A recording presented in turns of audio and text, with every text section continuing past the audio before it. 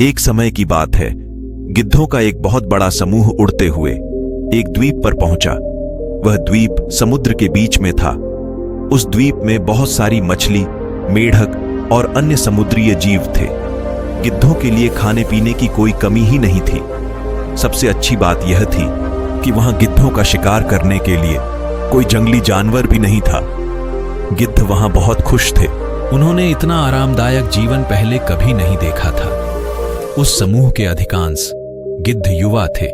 वे सोचने लगे कि अब उन्हें अपने बाकी जीवन के लिए इसी द्वीप पर रहना होगा। जीवन भर उन्हें कहीं जाने की जरूरत नहीं है, क्योंकि इतनी आरामदायक जिंदगी उन्हें कहीं भी नहीं मिलेगी। लेकिन उनमें से एक बूढ़ा गिद्ध भी था जो बहुत ही बुद्धिमान था। जब उसने द्वीप पर सभी गिद्धों को आरामदायक जीवन जीते देखा तो वह चिंतित हो गया। उसने सोचा कि ये सभी गिद्ध इस द्वीप पर बहुत आरामदायक जीवन जी रहे हैं, लेकिन यह आरामदायक जीवन कठिन परिस्थितियों में जीवित रहने की उनकी क्षमता को प्रभावित करेगा। वे वास्तविक जीवन का अर्थ नहीं समझ पाएंगे। ऐसे में यहां उनके सामने कोई चुनौती नहीं है। भविष्य में जब भी मुसीबत आएगी तो उनके सामने वे इसका सामना कैसे करेंगे?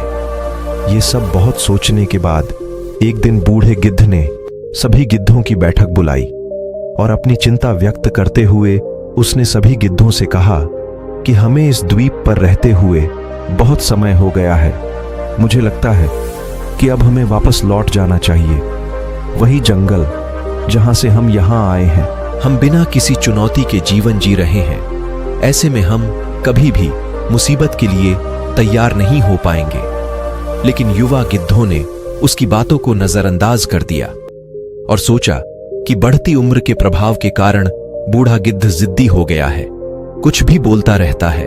वह ऐसी बकवास क्यों कर रहा है? इसलिए उन्होंने द्वीप को छोड़ने से इनकार कर दिया।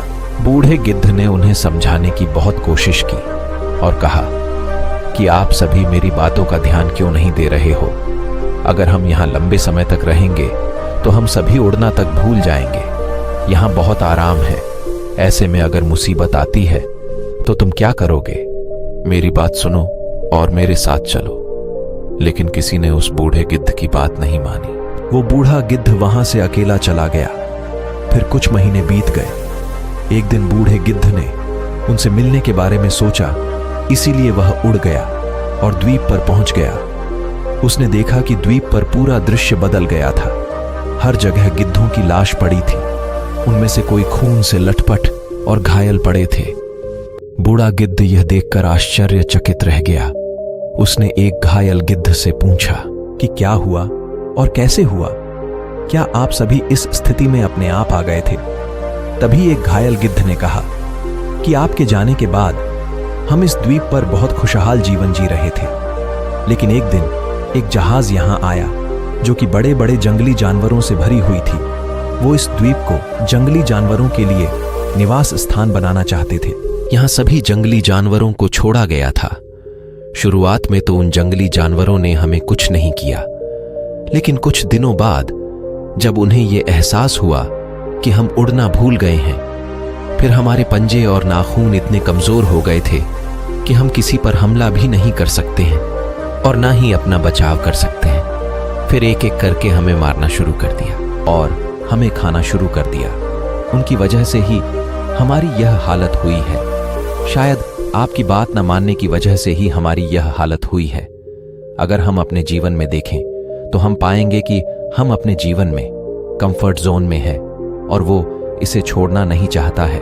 ऐसा इसलिए है क्योंकि कंफर्ट जोन एक ऐसी स्थिति है जहां व्यक्ति सुरक्षित और सहज महसूस करता है। लेकिन वास्तव में कंफर्ट जोन एक मनोवैज्ञानिक स्थिति है जिसमें व्यक्ति सहज महसूस करता है, क्योंकि अंदर उनका परीक्षण नहीं किया जा रहा होता है। आराम क्षेत्र के लोग आमतौर पर नए अनुभवों में संलग्न नहीं होते या किसी भी चुनौती का सामना नहीं करते हैं।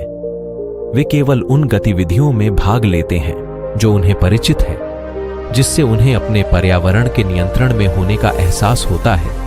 आराम क्षेत्र के बाहर कुछ भी अनिश्चितता पैदा करता है, जिससे उन्हें चिंता महसूस होती है।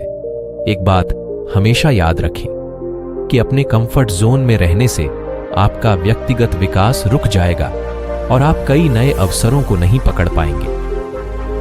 आपके कंफर्ट जोन में सीखने के लिए बहुत कुछ नहीं है और आप इसमें अपना सच्चा स्वरूप नहीं खोज पाएंगे।